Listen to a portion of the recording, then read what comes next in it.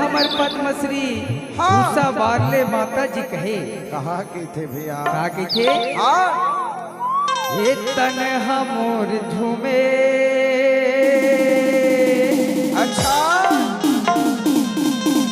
औ मन हमोर नाचे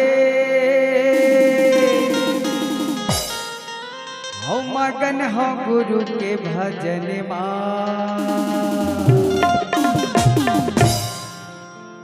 आगे समाजा मोरे नैनन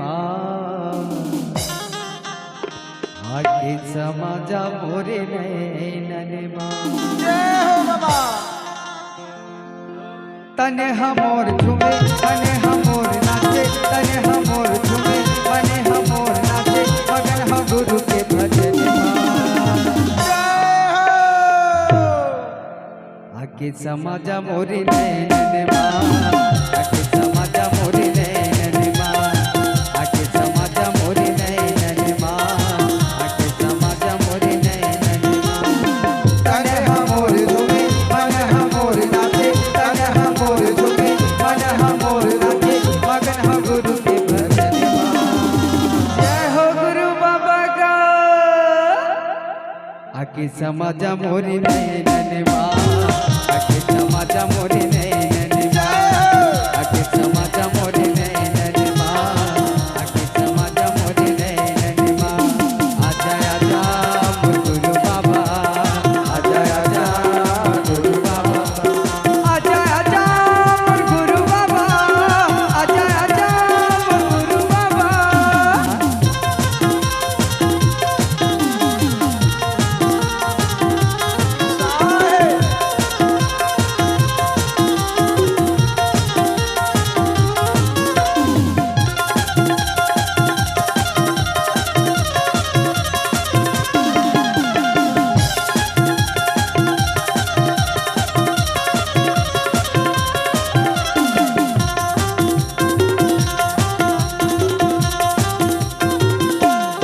दिखत सादा सादा चंदन लगेगा कलमा है कंठी माला खाने जने उगा कलमा है कंठी माला खाने जने उगा आजा आजा मोर गुरु बाबा आजा आजा मोर गुरु बाबा दिखत सादा सादा चंदन लगेगा कलमा है कंठी माला खाने जने उगा कलमा है कंठी माला खाने जने उगा आजा आजा मोर गुरु बाबा आजा आजा मोर गुरु बाबा तने हमोर झूमे मने हमोर नाचे तने हमोर झूमे मने हमोर नाचे मगन हो गुरु के भजन जय हो दीदी तो ए भैया हाँ जी मैं का जड़ बैठे हो तो दीदी लगत होगा नहीं वो दीदी कहा था कौन दीदी ला उषा बारले जिला अच्छा वो जिन गीत की रचना करे थे वही लगा कहा था भैया ऐसे हाँ। मैं कहा था मोला कहा था का रे भाई नहीं कहा आजा समाजा मोरे नैनन आजा समाजा मोरे नैनन आजा समाजा मोरे नैनन आजा समाजा मोरे नैनन